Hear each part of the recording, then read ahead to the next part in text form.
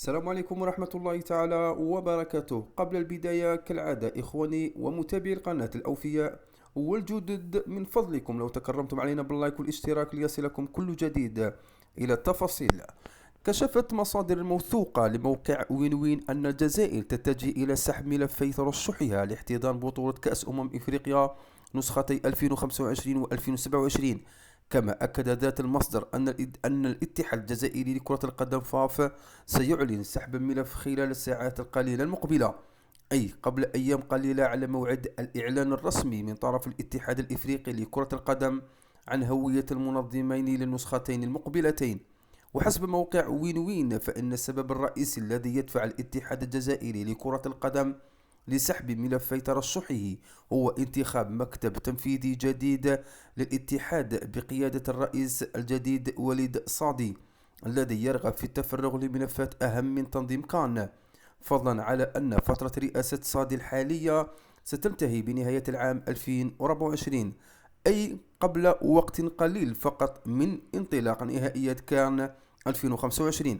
وكانت تقارير عديدة تشير إلى أن الأسباب التي تقف وراء قرار الفاف هو تداول أنباء عن حسم المغرب مسألة تنظيم كان 2025 ثم السنغال 2027. ورغم أن الاتحاد الإفريقي كاف لم يعلن على أي شيء رسمي حتى الآن، فالتوقعات والكواليس تؤكد هذه الاحتمالية بنسبة كبيرة. وفجر المعلق حفيظ دراجي مفاجأة غير متوقعة بخصوص سباق الجزائر لتنظيم نهائيات كأس إفريقيا. قال دراجي إن القرار الأبرز والأكثر استعجالا للفاف برئاسة وليد صادي سيكون إعلان الانسحاب من سياق تنظيم نهائيات كأس إفريقيا.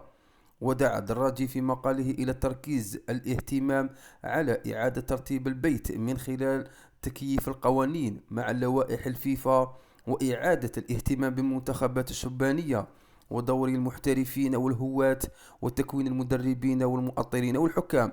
وأكد دراجي أنه ينتظر أن يخاطب الاتحاد الجزائري الفاف الكونفدرالية الإفريقية لكرة القدم ويعتذر عن تنظيم أي حدث رياضي قاري، لأن القرار جاء بعد أن تبين أن الأمر لم يعد من أولويات الرئيس الجديد ومكتبه في الفترة الزمنية لا تتجاوز سنة ونصف.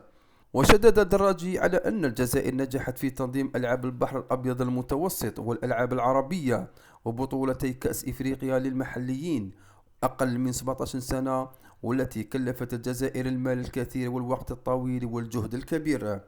للعلم، قد أعلنت الكاف يوم 7 سبتمبر الحالي في بيان رسمي أن الإعلان الرسمي لمنظمي نسختي 2025 و 2027 سيكون خلال اجتماع المكتب التنفيذي للهيئة بالعاصمة المصرية القاهرة يوم الأربعاء 27 سبتمبر 2023.